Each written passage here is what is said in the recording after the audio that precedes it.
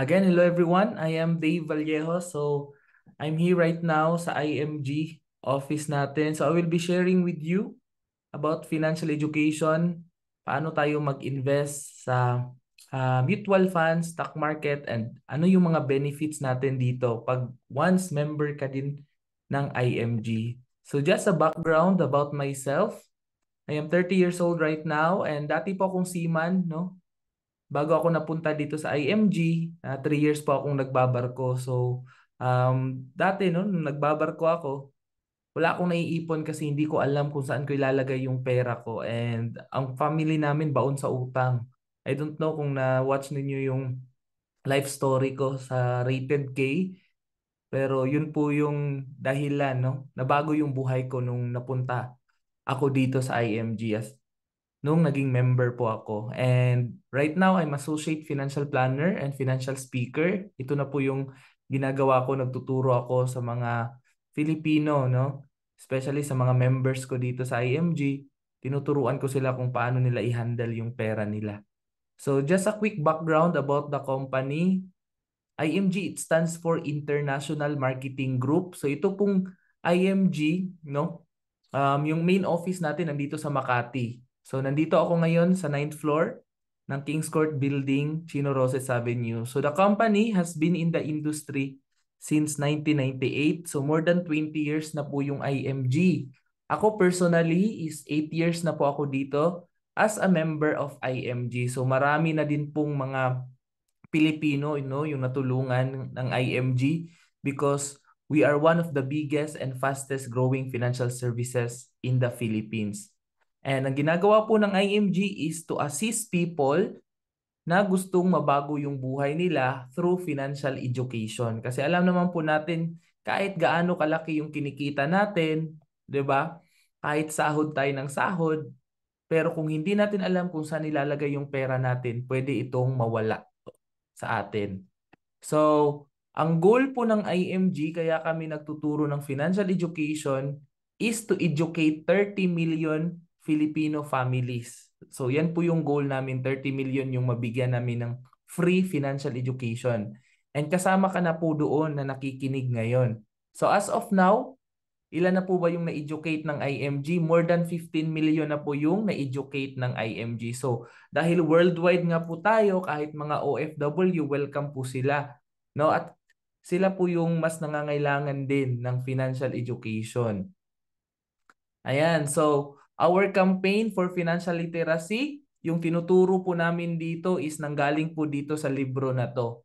So if kilala niyo po sila Chinkitan, sila Brother Bo Sanchez, no? Kung nanonood po kayo sa lahat ng tinuturo nila about financial literacy, mababasa niyo po dito sa libro. And mamaya po, no, bago tayo matapos mamaya, mamimigay po ako ng copy nitong libro na to para mabasa niyo po, no? So, make sure na i-message niyo po ako para makakuha kayo ng copy nitong libro natin. Okay? So, bakit kailangan nating pag-aralan, no, yung financial literacy, or bakit nagtuturo kami ng financial literacy? Number one, the rule of money is changing. So, iba na po sa panahon ngayon. No, kung dati yung pera mo, kung ilalagay mo siya sa bangko, makikita mo way back 1984, malaki pa yung interest ng pera natin, no? Nasa 10 to 20%. So, tumutubo talaga yung pera natin, no? Kaya yung mga lolo't lola natin dati, naguhulog sila ng pera nasa bangko, no? Pero ngayon po, kung nakabangko lang yung pera mo, lugi ka na. Kasi yung interest rate ngayon sa bangko is less than 1%. Kaya binibiro ko, mas malaki pa yung pamasahe mo papunta sa bangko kaysa sa tubo ng pera mo. 'Di ba? Hindi mo talaga nakikitang tumutubo yung pera mo or dudoble yung pera mo sa bangko. No? Bank is not good pag investment yung goal mo, yung tumubo yung pera mo. Pero pag emergency fund, okay yan siya. Pero kung ang goal mo is tumubo yung pera mo, wag mong ilagay sa bangko. Okay? Kasi mamaya makikita nyo ano yung mga magagandang investment na legal, no? Na pwedeng tumubo yung pera mo at withdrawable siya anytime. So, number two reason bakit kailangan natin ng financial literacy. Because Mga Pilipino po, bagsak po tayo when it comes to financial literacy. Ang financial quotient po natin is 53%. And that is the reason why, no, marami pong mga Pilipino ngayon yung maraming utang, nai-scam, tumatanda, hindi nakapag-ipon kasi 53% lang po yung ating financial quotient. Kung sa school po ba, no, pasado po ba yung 53%? Kung 53 po yung grade mo, 'di ba? So bagsak po tayo. No? Kasi even in our school, hindi po tinuturo yung financial education. 'Di ba? Kahit mga magulang natin, hindi tayo tinuturuan. No? That's the reason why, no, si Senator Raffy Tulfo, nag-file siya ngayon ng Bill Financial Literacy para po turuan po, especially mga OFW tsaka mga seaman tulad ko, no, kung saan pwedeng ilagay yung pera natin. Okay? Number 3 reason, bakit kailangan nating aralin yung financial education? Kasi yung mga tao ngayon, tumataas na yung life expectancy. So marami na ngayon yung tumatanda, no? Sa mga kalalakihan, 69 years old, sa mga babae, 75. So alam naman po natin, pag tumatanda tayo na hindi natin alam kung paano mag-ipon, kawawa po tayo sa pagtanda natin kasi aasa na lang po tayo sa ating pamilya, no? So pwede tayong ipasa-pasa ng ating mga anak pag tumanda tayong walang ipon. So, ang nangyayari, pag wala kang ipon pagtanda mo, you will be having retirement crisis at saka healthcare crisis. So sabi ko nga, aasa ka na lang po sa gobyerno, sa ayuda. Hindi po pwedeng ganun, no? Kasi limited lang yung resources ng ating government. 'Di ba? So dapat may sarili tayong pera. Hindi pwedeng aasa ka na lang sa pension mo. Magkano na lang ba yung pension natin sa SSS, GSIS? 2,000, 3,000. Eh magkano yung maintenance mo? Pag tumanda ka, magkasakit ka, gamot mo, 'di ba? Kulang na kulang po talaga lalo na ang PhilHealth, no? So kulang po 'yan. Kaya kailangan ngayon pa lang na kumikita ka pa, sumasahod ka pa, mag-start ka ng mag-ipon. And ito yun, napaka-importante na malaman mo tong financial literacy because of the high cost of living. Sa panahon po ngayon, ano bang nangyayari? People are having difficulty in saving money for their future needs kasi napakamahal na ng bilihin. Yun yung inflation. Tumataas yung inflation natin. Ano po ba yung inflation, Dave? Ibig sabihin po, nagmamahalan yung mga bilihin at mga serbisyo. Naalala niyo po dati yung 1,000 pesos, no? Nag-grocery, namamalengke ako dati, inuutusan ako ng mama ko. Ang dami kong nang nabibili sa grocery at saka sa palengke sa 1,000. Ngayon, yung 1,000 pesos mo, no? Isang araw, ang bilis maubos. Pag nasuklian yan. Tama? So, yun po yung reason. And nahirap din makapag-ipon ngayon dahil ang daming utang ng mga tao, no? So that's the reason why tinuturuan din namin yung mga members namin paano sila makawala sa utang, paano mabayaran yung mga loans nila, no? Gamit yung kinikita nila sa kanilang investment. Okay? Kasi personal experience ko din 'yan. Ang dami ko ding utang, yung mother ko din, ang dami ding utang kasi single mother siya. Pero dahil sa IMG, no, natulungan talaga kami dito. Sabi nga po ni Robert Kiyosaki, kung nabasa niyo yung book niyang Rich Dad Poor Dad, money without financial intelligence is money soon gone.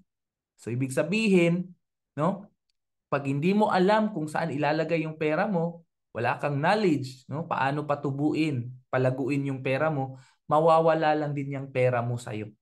'Di ba? Naisip mo ba 'yon? Ilan po bang perang dumaan sa kamay mo na walang bumalik? Kaya importante, alamin talaga natin. No, there are two types of income. Dalawa yung klase ng income meron tayo ha. Meron tayong tinatawag na active income. Ito yung income galing sa trabaho mo, no?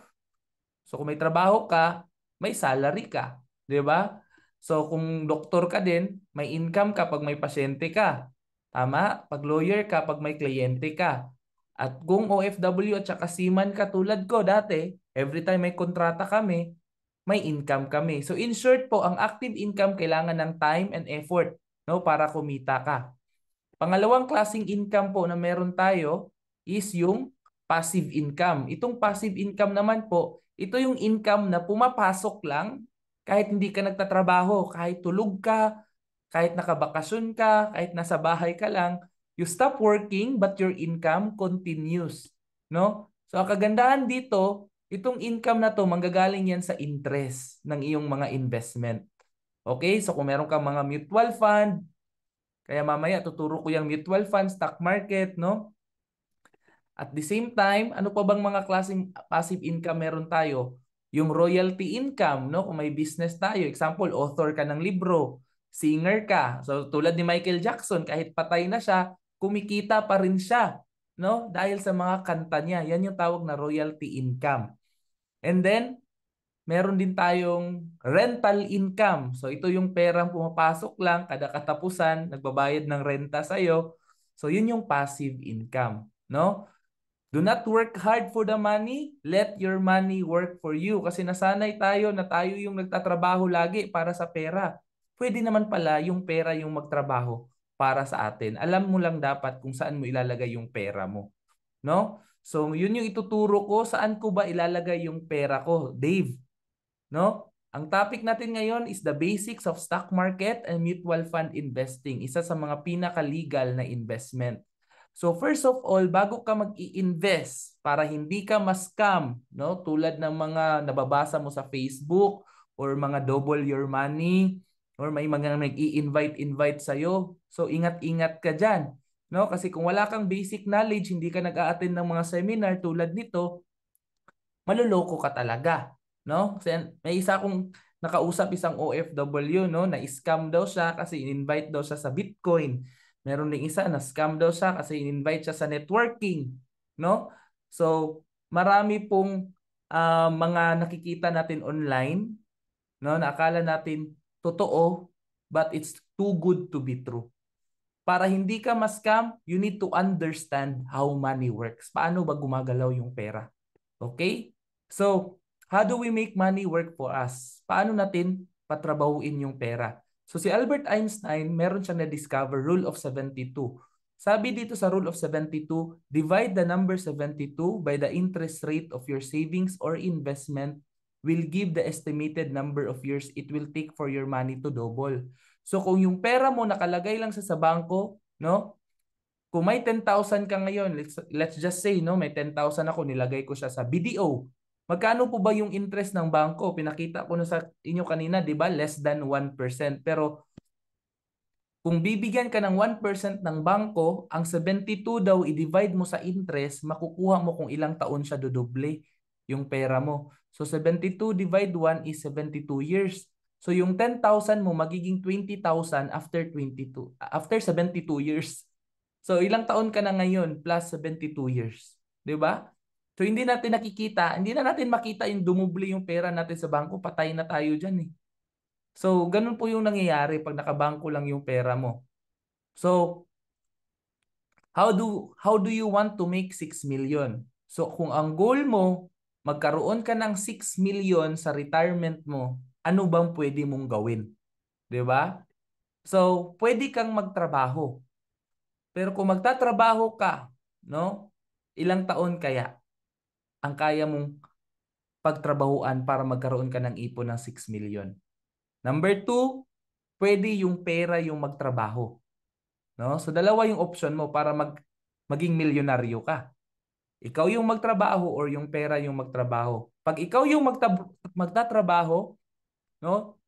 How many years kailangan mong pagtrabahuan? Let's just say, no, kumikita ka ng 200,000 per year na sahod mo. 'Di ba? Or more or less 15 to 20,000 per month yung sahod mo. You need to work for 30 years. Yan po yan. Kailangan mo daw magtrabaho ng 30 years para makapag-ipon ka ng 6 million. If kumikita ka ng 15 to 20,000 per month. Imaginein mo yan. No, iipunin mo talaga yung sahod mo pero hindi ka kakain. 'Di ba? Expenses mo, wala pa hindi pa kasama diyan.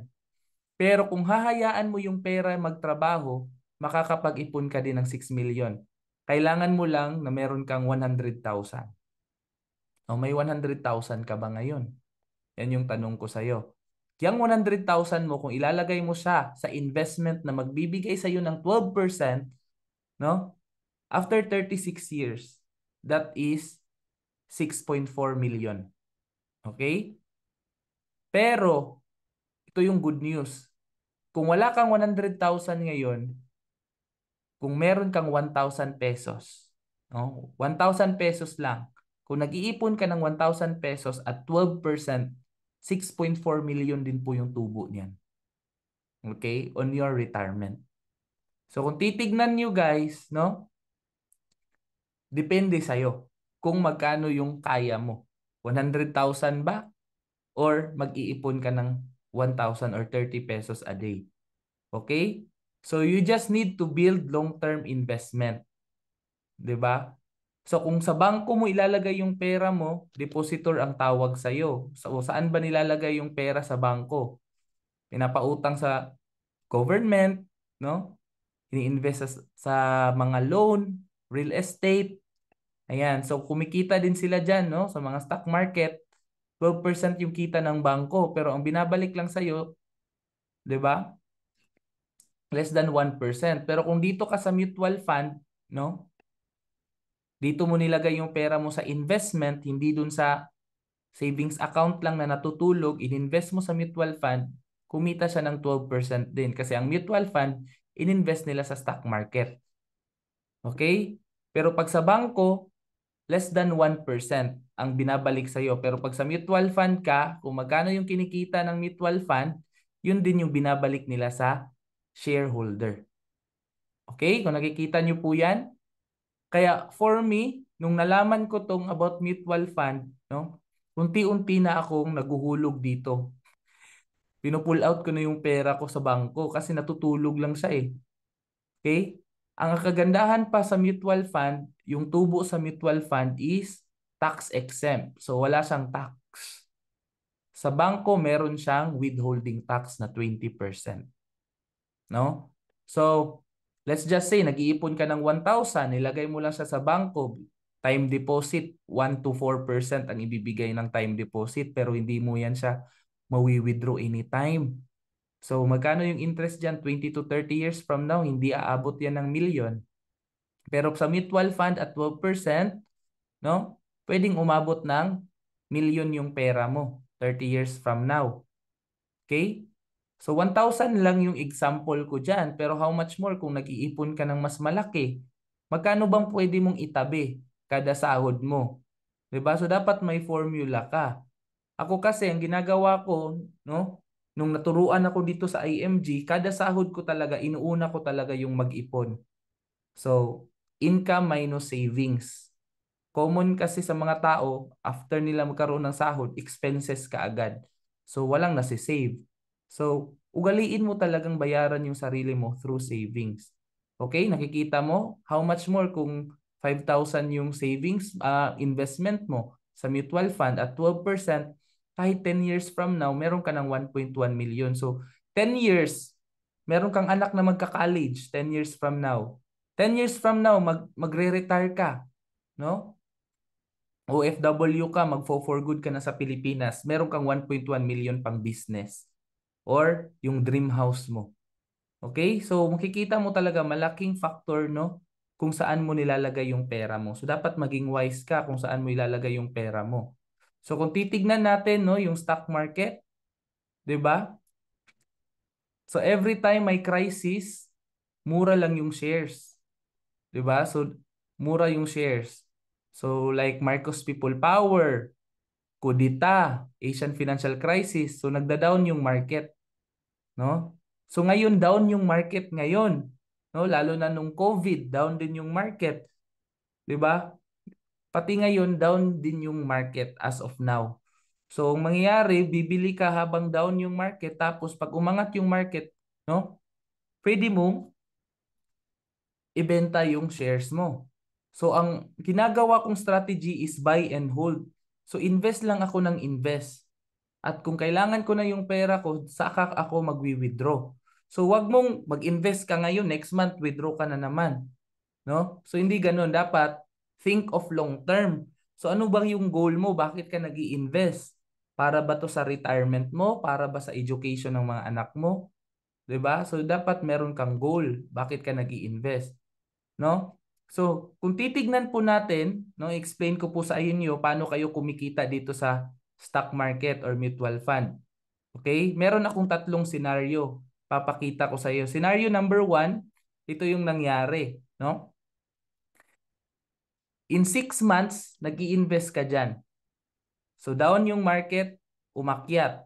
Scenario number 2, mataas yung market tapos bumagsak and then nakabawi. Okay? So yan yung scenario number 2. Scenario number 3 naman, maganda yung economy, tapos bumagsak siya and then unti-unting bumawi. So sa tatlong scenario na yan, saan po ba tayo, no, na sitwasyon kumikita yung pera natin? Anong economy?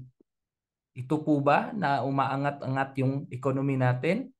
Ito po ba na bumagsak at saka nakabawi? Or ito yung maganda tapos bumagsak and then hindi pa nakabawi? No? So para sa inyo, when is the best time to invest? Anong scenario? 1, 2, or 3? 'Di ba? So i-check natin, no, yung mga sagot ninyo sa utak ninyo. Okay?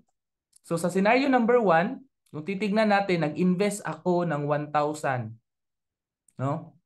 On the first month, magkano yung price ng shares? So 10 pesos. So let's just say, no, pag 1,000 yung investment mo, tapos 10 pesos yung presyo ng share, sa 1,000 mo nakabili ka ng 100 shares. And then the second month, tumataas na yung presyo kasi paangat yung economy. So habang umaangat yung economy, nagmamahal yung presyo ng shares. Parang gold lang din yan, di ba? Ang gold nagmamahal din. So kung may 1,000 pesos ka, ito yung nabibili mong shares. Hanggang sa 6 months, naging 20 pesos per share siya, no? Invest ka lang na invest ng 1,000. So, ang nabili mo 50 shares. So, in the duration of 6 months, ilan share ang nabili mo? 422 shares. Ngayon, sasabihin mo sa akin, Sir Dave, gusto ko nang mag-withdraw. Gusto ko nang ibenta yung shares ko. Kailangan ko yung pera ko. So, kung ibebenta mo siya, yung shares mo, ibibase mo siya kung magkano yung presyo niya sa araw na to. So that is 20 pesos. So 422 lahat ng shares na nabili mo in 6 months. Last price is 20 pesos, no? So magkano yung total value niya? 8,456. So magkano yung puhunan mo?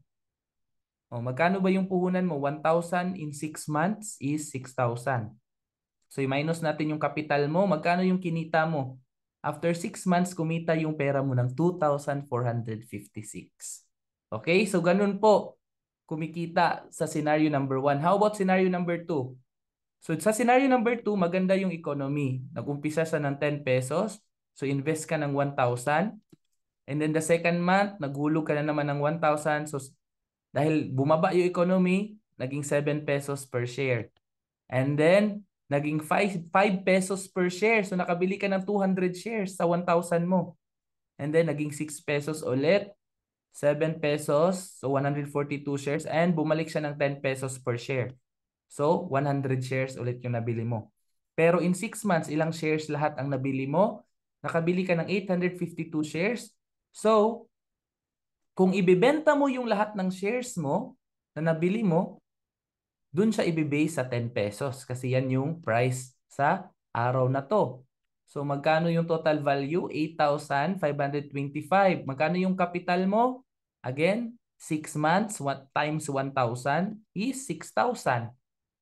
Magkano yung kinita mo after 6 months? So 8,525 minus 6,000, kumita ka ng 2,525. Okay? So kung magwi-withdraw ka, kumita ka ng 2,525, pwede mo ding, no, i-withdraw yung capital mo ng 6,000. So ganun po siya para makita mo ba siya kumita. And last scenario, number 3, no, bumagsak yung ating economy. Hindi pa nakabawi. So nag-start siya ng 10,000 pesos.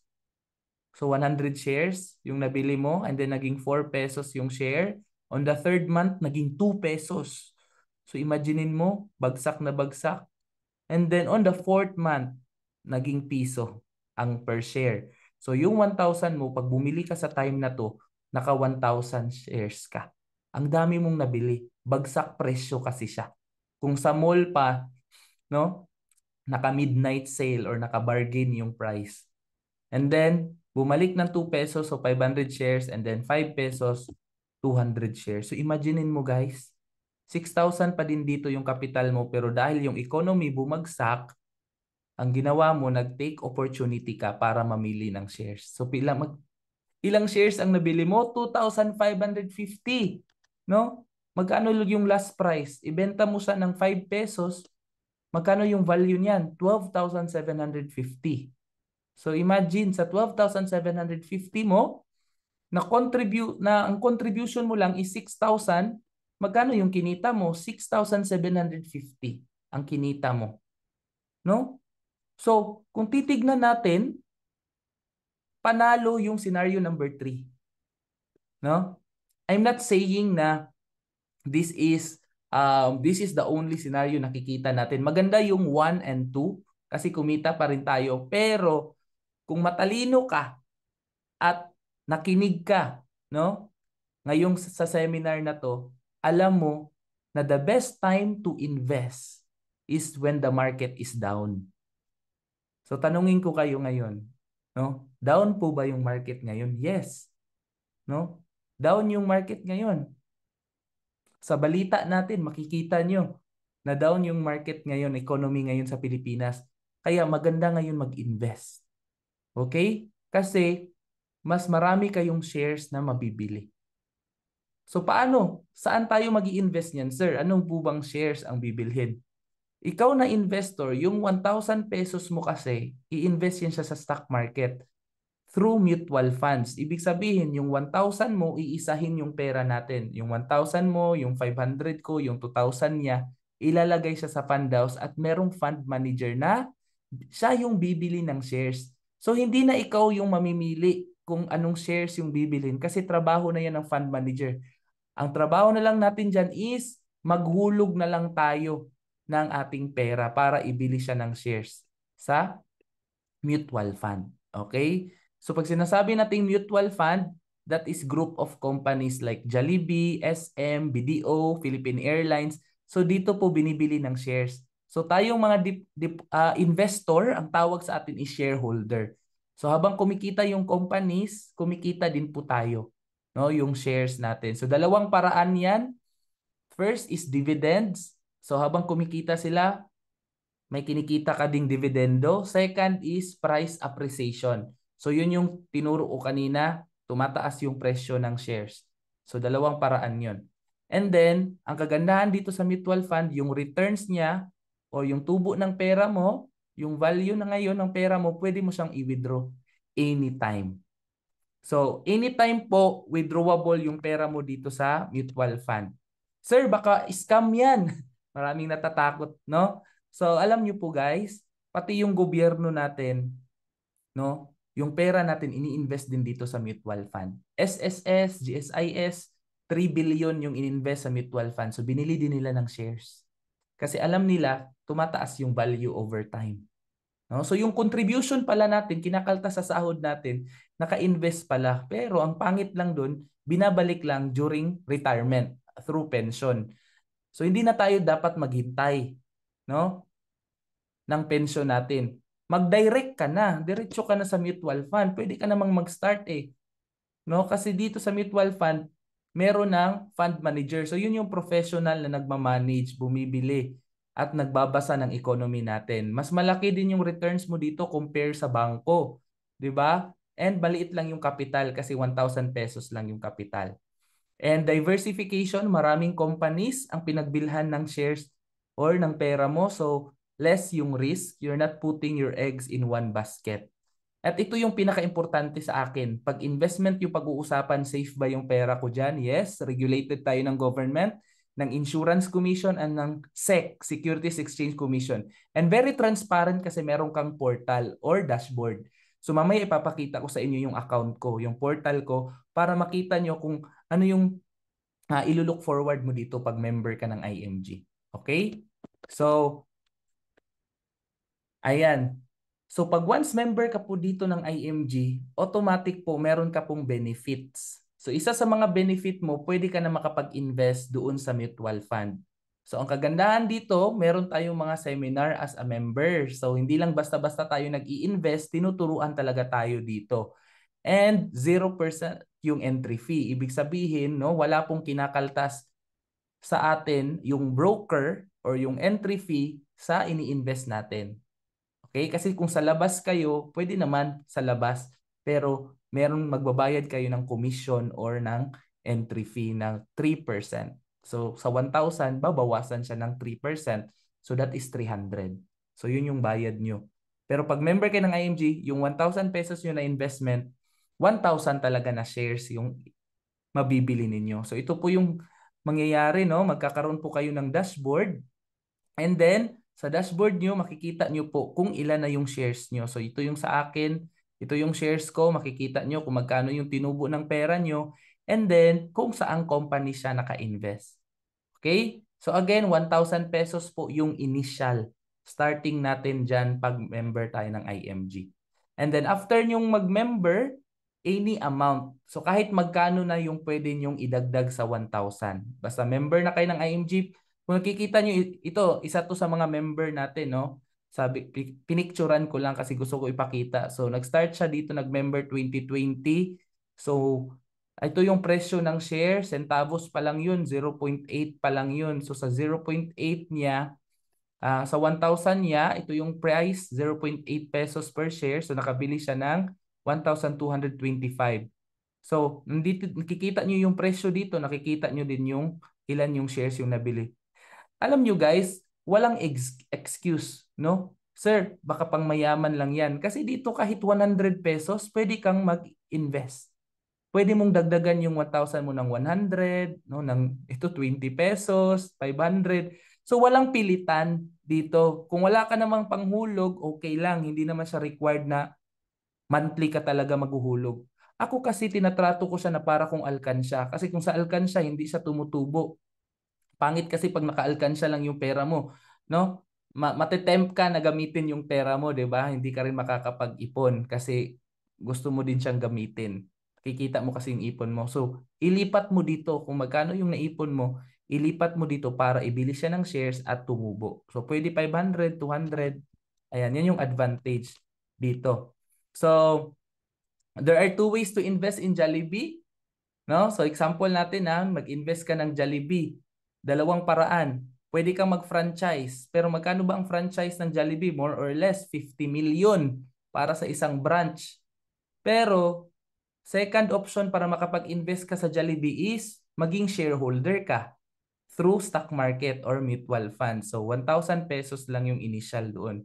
Pareho pa din yun, naka-invest ka din sa Jollibee. So habang kumikita yung Jollibee, kumikita ka din. So tanungin ko, magkano yung meron ka? May 50 million ka na ba? Or may 1,000 ka dyan? Diba? Kasi kung 1,000 pa lang yung pera mo, ibili na lang natin siya ng share sa Jollibee sa mutual fund. Kasi sa stock market po, no, tignan nyo guys, 2013, 100 lang yung per share ng Jollibee. Pero dahil lumago, no, dumami yung branches ng Jollibee, nagmahal din yung price niya. Parang gold lang yan. Nagmamahal talaga yan siya over time. So kaya maganda ngayon pa lang mamili ka na ng shares, no? Kasi 2018, 283 na yung per share ng Jollibee. So kung nakapag-invest ka ng 100,000 nung taong 2013 na 100 pesos pa lang siya, meron ka ng 283,000 ngayon. No? So, yan yung advantage pag nag-start ka kaagad dito. So, kung gusto mo maging member, no? Kailangan mo lang magbayad ng lifetime membership fee which is 6,000. Yung 6,000 mo guys, papunta yan lahat sa iyo ha. So hindi ako kumikita dito galing sa membership mo. Hindi ito networking na kailangan mong mag-recruit, kailangan mong ang 6,000 mo, meron akong 1,000 left and right, no? Downline, hindi po ganun.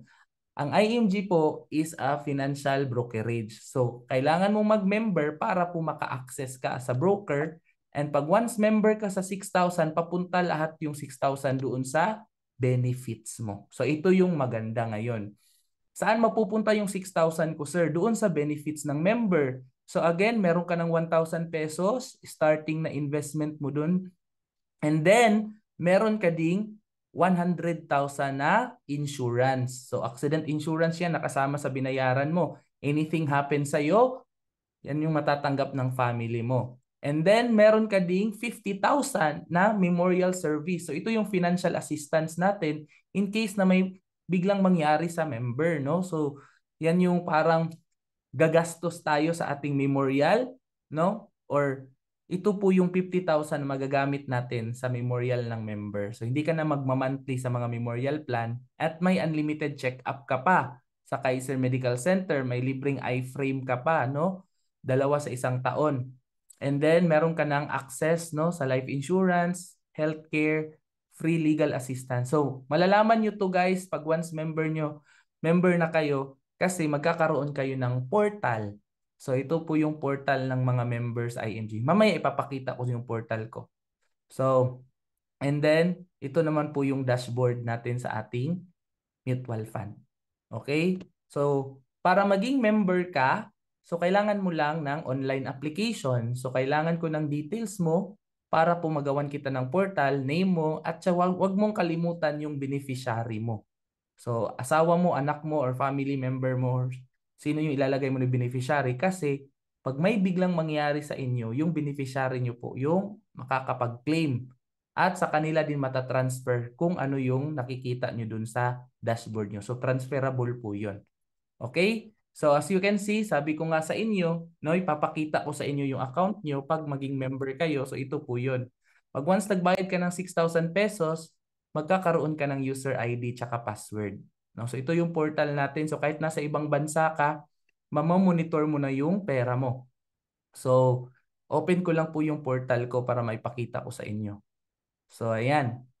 Ito po yung sa akin, Dave Vallejos. And then sa baba naman, again, ito na yung pinakita ko. May 1,000 ka na. Meron ka ng insurance, memorial. So yan, makikita mo rin po yan, no? Pag once member ka na ng IMG. Okay? So tuturuan po kita dyan sa portal mo. Don't worry. And then yung 6,000 mo po, babayaran mo po yan sa bank account ng IMG. Pwede po yan Palawan, GCash, Paymaya, or remittance, no? Pag nasa ibang bansa ka. Sabihan nyo lang po ako, isa-send nyo lang yung proof of payment para ma-process namin dito sa opisina. Okay? So sino po ba yung mga members ng IMG? So marami tayo ditong mga police, coast guard, sundalo, no? Mga uniform personnel. Tinuturuan po namin yan at saka sineseminar. Mga teachers, ayan. So mga teachers kasi binibiro namin mga taga London, loan dito, loan doon, no? So pero dito sa IMG, natulungan namin sila makawala sila sa utang. Kasi no, yung kinikita nila, pwede din nilang pambayad sa kanilang utang. And OFW. So ako speaker din po ako sa PIDOS, no, bago sumampa yung mga seaman. Nagtuturo din ako sa kanila about financial education. Ito event namin to sa Dubai. So ang daming mga Pinoy, no, na OFW. Ayan. So marami ako nakakausap, nakakalungkot lang, no, kasi sobrang tagal na nila abroad. Naiipon lang nila is resibo, 'di ba? Tsaka kumbaga puro padala na lang sila sa family nila, no? Meron akong isang member sa Dubai na kawawa, umuwi siya sa Pilipinas, wala siyang naipon. 'Di ba? So pag-uwi niya sa Pilipinas, nakakalungkot lang is hindi din siya matulungan ng kanyang mga anak kasi may mga sarili ng pamilya. 'Di ba? So pag OFW ka, nakikinig ka ngayon, no? Huwag mong hayaan na tumanda kang wala kang ipon kasi kawawa ka po dito sa Pilipinas pag wala kang ipon. So ngayon pa lang magtabi ka na, 1,000 pesos, itabi mo 'yan. Ihulog mo sa iyong mutual fund. Sabi nga ni Bill Gates, if you are born poor, it's not your mistake. But if you die poor, it's your mistake. No? So hindi natin kasalanan pinanganak tayong mahirap, pero pag mamamatay tayong mahirap, kasalanan na po natin 'yan kasi wala tayong ginawa para makaahon, no? So itong IMG, malaking opportunity to sa atin, no? Naturuan ka na ngayon, i-apply mo kung ano yung natutunan mo. Okay? So, sa mga nakikinig ngayon sa akin, no, naka-attend ngayon sa seminar ko, i-chat niyo po ako sa Facebook kasi yun nga, no, sabi ko malaking naitulong yung IMG, itong libro na to, dito galing yung tinuturo ng IMG. Bibigyan ko kayo ng copy nitong libro na to. Just message me in my Facebook, Dave Vallejos, no, sa Messenger ko po para masendan ko kayo ng ebook or mabasa niyo tong libro. Ayan. So, ngayon po, no, I hope na marami kayong na-learn. So, magtatawag din po ako ng ating mga nakinig ngayon na mga member para po makashare din sila kung paano po ba nabago ng IMG, no, yung buhay nila, kung ano yung life nila dati. So, pwede ko bang tawagin si Ma'am Jonaline, no, para makapag-share kung paano po nabago yung mindset mo nung naging member ka ng IMG? Ayan, no? So, thank you, Sir Dave, no, sa opportunity na makapag-share. Ayan, and shout out ko rin kasi nakikita ko dito si Sir Jeff, no? Isa yan sa aking mentor na nagpalakas ng loob ko talaga dito sa IMG, no? At nagpabago din ng ano ko dito sa IMG. So, dati po kasi, no, before IMG, nag-OFW po ako dati 2014 sa Hong Kong. And nag-member po ako dito sa IMG nang wala po akong alam, no? So, medyo matagal-tagal. And wala po dito si Ma'am Jurita, no? Ngayon, nafe-feel ko na yung inaano ko sa kanya dati. So, ang dami pa lang nasayang na opportunity kasi sa tuwing ini-invite niya ako, ay, attend ka ng Zoom. So, hindi ko po, ini-ignore ko po siya lagi, no? So, nung panahon sir, no, na nag-attend talaga ako na yung kusa ko na nag-attend sa malaking event dito sa IMG and napagtanto ko na napakaganda pala and napakadaming opportunity na pwedeng mangyari dito sa atin sa IMG. Lalo na kung gusto natin na wag tayong umasa sa ating mga partner, no? Kasi ang ganda na may sarili talaga tayong income. So, ang laki ng pagbabago, no? Sa akin dati, walang-wala din ako, nung nawalan ng trabaho, nandun sa Pinas, no? So, walang-wala din. So, ano ako sa mga networking, sa N-word, ayan, sa mga beauty product, and sa mga gamot-gamot, no? Nagbenta-benta ako, so walang nangyari. Na scam-scam din po ako. No, so buti na lang hindi na ako naniwala nun sa IMG kasi napagdaanan ko nga yung mga scam-scam. Pero buti na lang na nag-attend ako sa mga big event, no? So doon, marami akong nakilala. Sila Sir Daves, yung mga team community, napakagaan yung pag-welcome nila sa akin, no?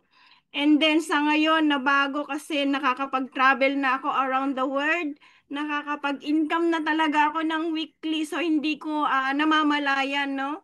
Nakakasustain na rin ako sa family and sa kaiser ko din. Mag 3 years na. So napaka-grateful kahit may baby ako. Kahit nga kapapanganak ko nun, no, nag-a-attend talaga ako sa IMG. Kahit ngayon, kahit may baby, dala-dala ko yan. Ang natutunan ko talaga dito sa IMG na kailangan talaga nating gawin is baguhin yung mindset natin.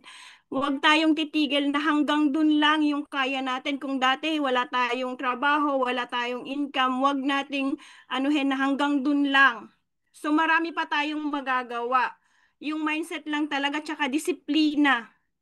Dito kasi napagtanto ko na kung paano ko nagawa yon, no? So marami ditong pwede nating mapag-anuhan na magtuturo sa atin unti-unti. Hindi naman agad-agad na ay kailangan magaling ka na. Kasi dati mahihain ako, hindi ako nakakapag-share sa mga nakakasalubilo ko, no? So ngayon nakakapag-share na ako sa mga sundalo sa amin, yung mga retired na pulis, ganyan.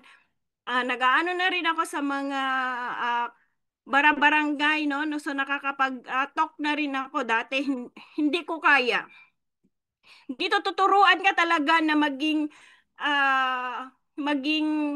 matatag or maging kaya mo sa sarili mo, no? Yung hindi mahiyain.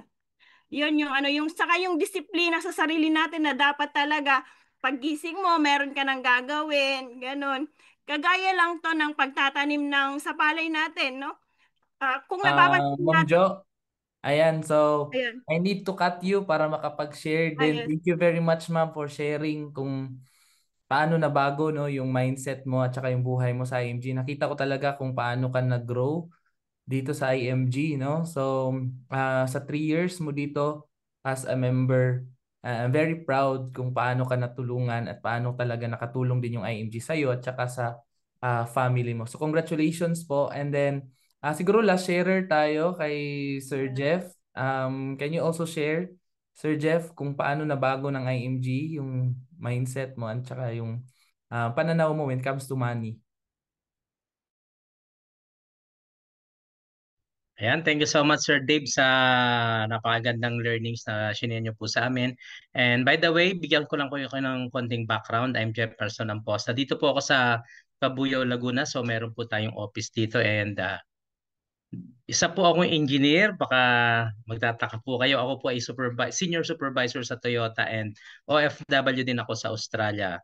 But in spite na maganda yung income, maganda po yung pumapasok na income sa atin, and sabihin natin na fulfill naman natin yung mga pangangailangan ng family, especially ng anak. Pero dito po sa IMG, simula nung nakilala ko ang IMG, actually sa TV ko siya nakilala. No? Nakita ko through Brother Bo Sanchez. Nakita ko meron palang isang company na nagtuturo ng libre para matuto po tayo pagdating sa usaping finances. Kasi ako personally, alam ko ang mga Pilipino talaga pagdating sa training education, especially sa financial education, grabe we are far beyond talaga compare sa mga ibang nation. And good news po, through IMG, nung nakita ko siya sa TV, talagang hinanap ko yung company, hinanap ko yung office, then during that time, talagang ginrab ko po. Sabi ko may membership, sige mag-member ako. Then nakita ko yung mga benefits. Then after that, habang nagtatrabaho, patuloy-tuloy po na in-start ko na alamin yung mga tinuturo and nalaman ko yung mga financial concept, especially paano natin buuin yung tinatawag na financial blocks. Ito yung nasa cover ng book na pinakita sa atin ni Sir Dave. And ang pinakamaganda dito sa community natin, no, hindi natin tinitignan yung estado ng buhay ng tao.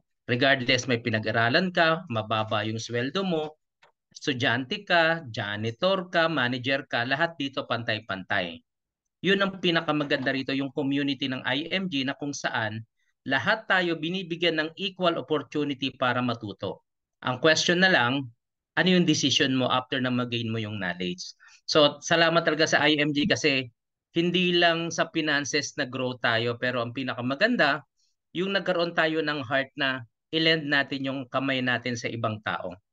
No, imagine niyo sa estado ko sa buhay, sabihin natin, okay, maganda yung trabaho ko, malaki yung income ko, pero nakapag-decide ako na mag-resign at the age of 44, nag-resign na po ako sa company. Then nag-full-time po ako rito sa IMG kasi nga, saan ka po makakakita ng company na ito yung lagi ko naririnig kay Sir Dib na bakit ka mahihiyang magturo samantalang ang tinuturo mo makapag-ipon sila, makapaghanda sila para sa kanilang kinabukasan. Kayo po yung sumagot, di ba? Bakit ka mahihiyang tumulong sa kapwa mo, especially sa family mo, di ba?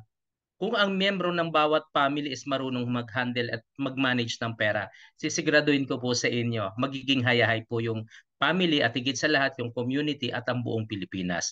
And sana maging makasama namin kayo, maging part kayo ng ating community para makapag-serve sa iba. So sana po nakatulong kami. So if you have any questions or clarification, lapit lang po kayo sa amin, any IMG members. And through Sir Dave, matutulungan po namin kayo. So God bless po Thank sa you ating very lahat. much. Thank you very much, Sir Jeff, no, sa pag-share ng inyong experience dito sa IMG. So hopefully, no, lahat ng mga nakikinig ngayon, looking forward na maging part din po kayo dito sa IMG, no, at saka maturuan po din namin kayo as a member at ma-open na ninyo yung portal niyo sa IMG. So before we end, no, panoorin po na natin tong isa sa mga ambassador namin dito sa IMG.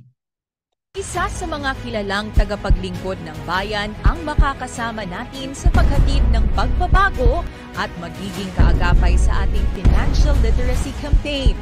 Kilalang kakampi ng mga inaapi na tumutulong upang iangat ang buhay ng bawat mamamayan. Narito na ang inaabangan na pagsasani puwersa para sa mas matindi, mas malakas at mas makabuluhang kilusan na magsusulong ng misyon para sa financial education ng bawat pamilyang Pilipino. Ang kakampi ng inaapi, ang kakampi ng financial literacy, ang kakampi ng IMG community, Senator Raffy Tulfo.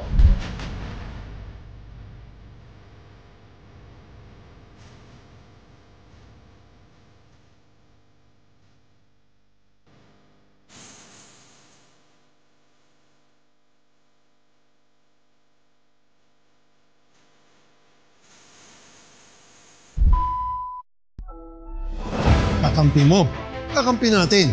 Sama-sama tayo patungo sa financial freedom. Rafi Tulfo po, kakampi ng INAPI, kakampi ng IMG.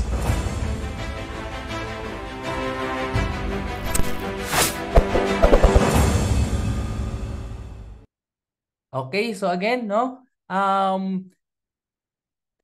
Bigyan ko po kayo ng copy nitong libro po namin. Ito po yung pinopromote namin ngayon kasi nandito po galing yung mga tinuturo ng IMG. So, i-chat nyo lang po kami sa Facebook or Messenger para po mabasa nyo po itong librong The Secret to Saving and Building Your Future. Again, everyone, thank you very much for attending our financial literacy. Ayun, and hopefully, no, kung may mga tanong po kayo, balikan nyo po yung mga tao na nag-share sa inyo itong video na to. Or no, i-chat nyo ako sa Facebook para po ma-assist ko kayo. So maraming salamat po and kita-kits po tayo ulit.